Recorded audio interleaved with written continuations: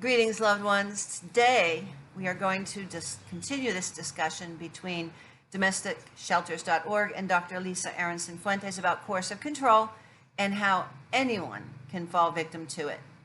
Please help us get these messages out. Subscribe to our channel, follow us on Facebook, Instagram, and Twitter, hit the like button and the notification bell, and please share these messages with others. You never know, just by doing so, you could save a life. Author Lisa Aronson Fontes spoke about the abuse she endured and why anyone can become a victim in the last part of domesticshelter.org's Q&A with Dr. Lisa Aronson Fontes, author of Invisible Chains, Overcoming Coercive Control in Your Intimate Relationship. Fontes talks about how she escaped coercive control and how we can all help stop the cycle.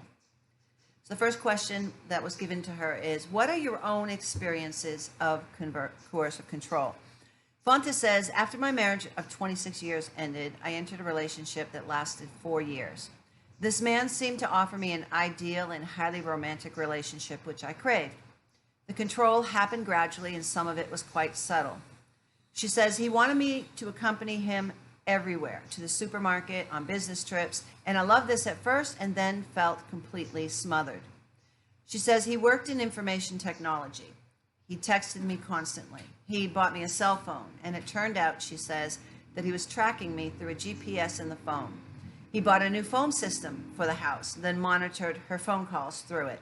He asked friends to keep track of her. He installed a keystroke logger on her computer. She says 2 years after he moved out, I discovered that he had installed a spy camera in my bedroom clock. She says I was being monitored both during and after relationship and had no idea. This is just a small sample, she says, of what I endured, which is mild compared to what others may endure.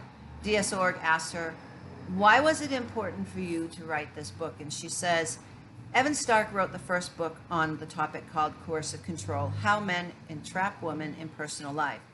She says, when I read it, the relationship I had been in finally made sense. She says, I was able to connect the dots between all these controlling experiences which I previously had not connected.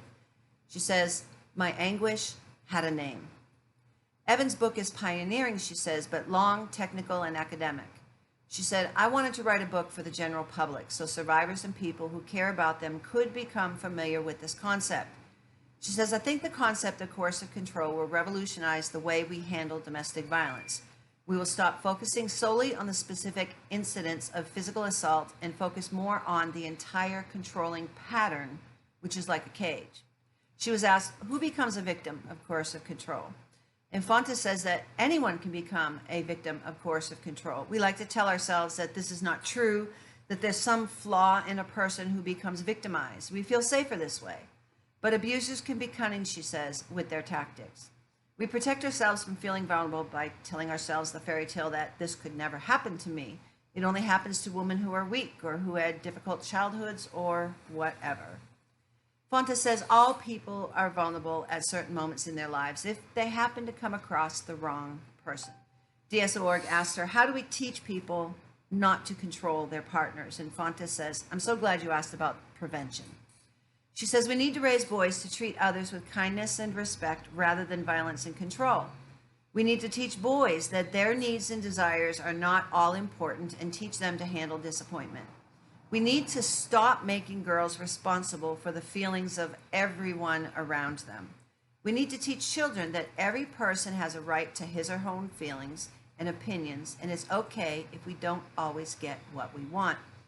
She says we need to teach young people how to bounce back when their relationships end, and we must convey that love does not pardon all. This has been a very interesting discussion on coercive control. Anyone can fall victim to it, and we need to learn to identify what is happening and put the responsibility on the one who is coercively controlling the partner and not on the victim. With 1 in 3 women experiencing domestic violence worldwide, the question is not if you will encounter a victim of violence. The question before God is, what will you do when you do encounter them? You could be the person who saves a life. You are called. We are all called to be champions for justice, and those who suffer violence need to know those who love them and those who don't even know them will step out and reach out to them to give them the help and the courage they need to leave before it's too late. Help us get these messages out. Subscribe to our channel. Follow us on Facebook, Instagram, and Twitter. Hit the like button and the notification bell, and please share these messages with others. You never know, just by doing so, you could save a life. If you are a victim of violence, listen to me. You've been told lie after lie after lie after lie. The truth is this: you are valued, you are loved, you are intelligent, you are beautiful. God doesn't want you to suffer violence. He wants you to live free from violence in peace and tranquility.